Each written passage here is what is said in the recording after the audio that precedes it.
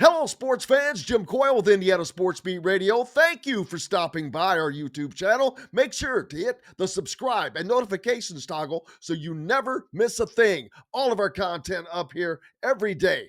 Looking forward to it. Thank you, and we'll see you on the radio.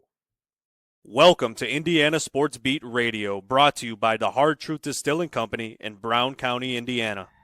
So for the thousands in attendance and the millions watching around the world, it's time! 3 on the way. Oh! It went in! It went in!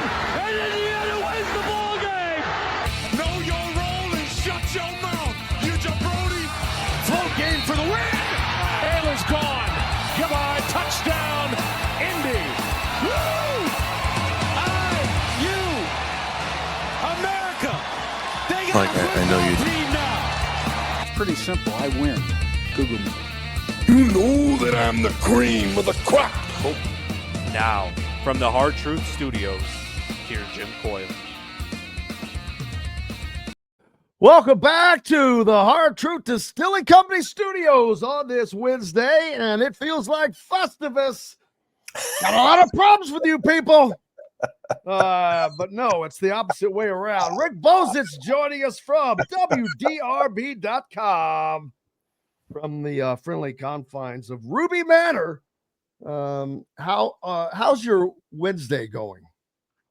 Oh, it's going pretty well, really. And we went out in the 7-degree weather and just took a walk. So got my blood flowing so I could be able to converse with you. You know, all I could think about is I'm getting ready to adopt a puppy rescue, and all I could think about was, I gotta be honest with you, man, I don't want to have to go out there. I go out. I don't go out unless I have to leave for a game or something, or for sustenance. It's not worth it. But man, it was something at Simon Scott Assembly Hall last night. Rick, we saw some things we have never seen. And that was an opponent scoring 90 points. That was an opponent scoring 60 points in the first half. Two players. The two freshmen outscored Indiana's entire team in the first half. And I don't know how that's possible. And there's no excuse for it. But the worst thing is, and I've mentioned this during the show today multiple times, I've told people, go to our YouTube channel, listen to Brad Underwood when he's answering questions. Yeah, he won the game. That's not the point. Listen to his answers specifically. Then go listen to a Mike Woodson presser. Listen to the question, and then listen to the answer. It's like there's no straight line there. The question goes here, and then when it comes time for the answer, it jumps and gets to another track because the answer is usually not answering the question. That's how it's been, though, from the very beginning. I mean, that hasn't changed. I mean, nothing that's happened this year wasn't predictable, right, Jim? I mean, it's all been very predictable. Absolutely. And I think you and I agree that the problem could have been and should have been fixed last year. It was a very obvious solution, and it didn't happen. Did I tell you the story? I've said it a bunch now. Did I tell you about the story that we were asked to take down? No. About this time last year, the Hoosier.com published a story asking if Indiana should be proactive, make a move now, and get someone like Dusty May, who was available before they are not available. And that we were asked to take the story down so Woodson wouldn't see it. And I've regretted it ever since. I will regret it the rest of my life. But you have to understand not you, but people, there's a fine line situation there. But it will aggravate me forever What was going to happen if Woodson saw it? He was going to get mad at you, or he was going to get mad at the people at IU, or what now was the concern? Looking back over everything now, I think that would have fallen into the promoting the not true fans mantra, because I think that is what's in his head. If you're not for us, you're against us, which people are not against them. They're not against the team. They're against crappy play. They're against a crappy product when there's no reason for it, because the coach is being paid unbelievably well and the players are being paid unbelievably well. All these players are making more money than anybody out there. And so it's okay for them to be questioned, especially when these answers keep coming up about not playing with pride, not playing, all the things that Anthony Leal talked about last night. And I asked, my question to him was, why are they not doing, why this, why that? And I'm not trying to pick on Anthony, like I said, but his answer had to do with winning is hard. Well, this has nothing to do with winning, man. I mean, it does ultimately, but why? That doesn't answer why is this not happening? Yeah, Woodson, one of the things that's astounded me about him from the very beginning is he coached in the NBA, a head coach at two different cities. One was Atlanta, one was New York, and he was criticized in both those places. I don't know whether he thought when you come back to college that college coaches don't get criticized, or because he was an alum of IU and maybe when he played at IU was a different media environment where there wasn't much criticism. But for him to think that in today's world there's not going to be criticism is delusional. And secondly, so what? I mean, the worst part is he can't handle it. He has a very thin skin. No, he can't handle it. And I've read things, on social media and stuff that the players don't like it either. Hey, so what? Don't look at it. I mean, I've taken tons of shots from people through the years.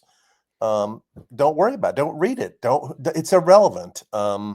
If you're that soft that you're that concerned about what people are saying to you on social media, no wonder you can't compete, because it's got to be a heck of a lot harder to go out on the floor and compete against Illinois or Nebraska or Iowa than it is to deal with what some person you don't even know says about you on social media. I mean, it's investing too much of your energy in something that's not productive. Focus on your craft, focus on getting better, focus on team building or whatever. And all those things seem to be missing with IU. But like I said in the very beginning, neither one of us are surprised this is happening. This was predictable a long time ago. And we saw it last year. We saw it from the very first year. When they got blown out by St. Mary's in the NCAA tournament, that was an alarming signal that when things got tough, this team at tough times would just give in and collapse. And then it happened again the next year. Even though Trace Jackson Davis saved them and had a great year, they got beat. And that I was at that game. You were at that game in Albany, New York against Miami. When things got tough, they weren't going to dig in and win. They got blown out again. And then last year they got blown out repeatedly. Team has never had toughness since he's been here. And teams are a reflection of the coach. And he doesn't have answers for what to do. I don't think he acknowledges what the issues are. Like, what do I need to do differently so this doesn't happen? You can't keep doing the same things and expect to have different results. Some things about his system have to change. And I know most of the focus has been on the offense and how he's not really embraced the three-point shot to the level that other schools have. But the defense also needs to change. The defense doesn't put enough pressure on the other team at the point of attack. They don't make the other team uncomfortable. Guys are not forced to get into defensive position and guard your man. It doesn't happen. It doesn't happen. And teams, you watch them play. How many times do opposing guards who probably aren't as talented have been coached into, you can beat your man off the dribble. He's not going to give you much resistance. Take him right to the hoop and score. And they do it, and it doesn't change. And that goes back to the coaching staff. And, it's just puzzling that it's been allowed to get to this point. It really is. And not only that, What I just said is the teams are a reflection of their coach. Look at Mackenzie Mbako. He's checked out, man. Where is he? But he's 3 straight games of nothing. Not only that, the first two, he did completely check out and just was not even there, or didn't play but 15 minutes a game. But to me, again, that's a reflection of the coach. Yeah. You have Mike Woodson, who got kicked out of the game last year on purpose because he didn't want to stick around and see it, that butt whipping. Then I wish I could get directly to this question. I didn't have it queued up. I will get it queued up in the break. But he was asked, Mike, how do you explain 60? 125 years of Indiana basketball history, and that's never happened before. How do you explain that? His answer, I wish I knew. You know? No, I don't know. You're paying $40 to know. I thought we played better in the second half. What the hell does that irrelevant? That's irrelevant, man. The game was over. What does that have to do with answering the question? They scored 34 in the second half because they didn't need to. Yeah. They scored all they needed to score. It was irrelevant. That's the thing. I mean, he doesn't even realize how bad his answers sound. I mean, when I listen to him talk about things like people talk about quad one games and this game's more valuable than that game, I'm not sure he understands how bad he sounds talking about. It's not the NBA. It's not like when you're the Knicks, if you play Charlotte or the Timberwolves or the Atlanta Hawks, every game counts the same. College basketball is different. And so you need to understand that. And he doesn't act like he really either grasps that or wants to talk about it. And it's not a good look for the IU basketball coach. No, it is not. Oh, here we go. I mean, it's not. How do you explain 60? I mean, in the 125-year history of Indiana basketball, that's never happened before. Like, how do you explain that? I wish I knew.